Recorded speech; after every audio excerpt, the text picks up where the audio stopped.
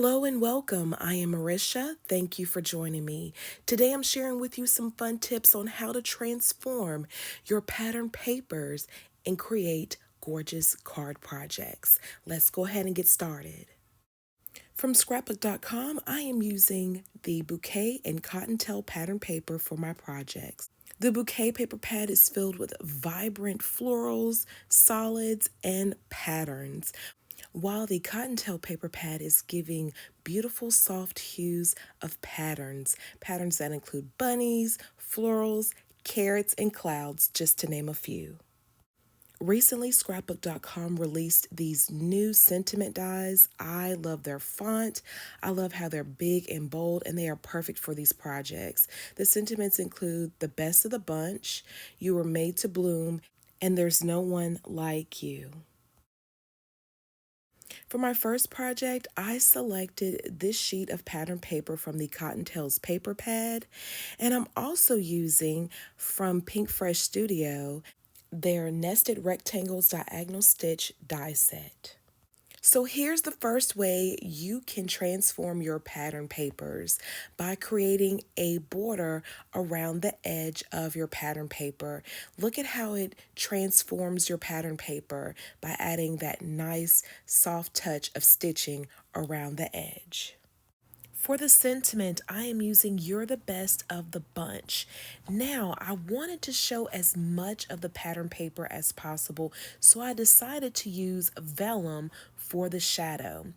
On the back of the sentiment behind the vellum, I added an additional layer of sentiment die cuts. This is to prevent the adhesive from showing on the back of the vellum.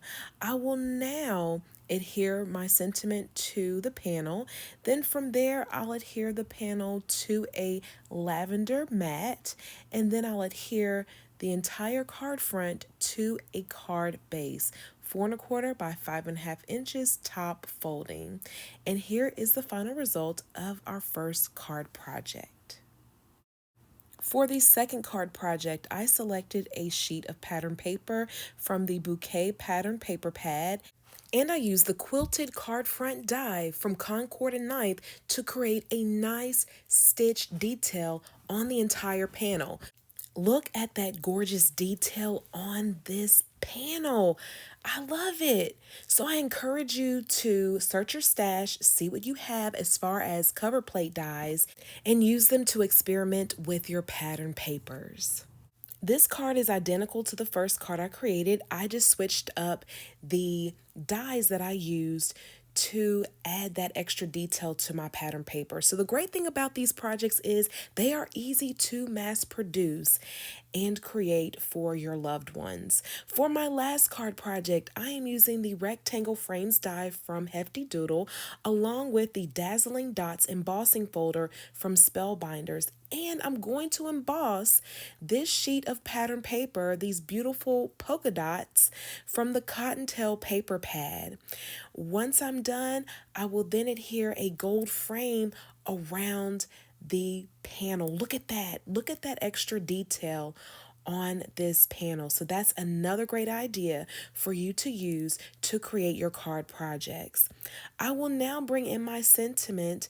This sentiment is from scrapbook.com. I will link all of the products down below for you to check them out. This is from the Blooming Sentiments stamp set from scrapbook.com and the Nested Stitch Labels die set, also from scrapbook.com. I wanted to add some florals to this project, so I'm using the Build a Bouquet die set from scrapbook.com to die cut the sprigs and flowers, and I'll position them on the panel. But first, to pop up my sentiment, I'm adding 3 layers of cardstock to the back. Once I'm done, I will adhere it to the panel, and then I'll position the flowers.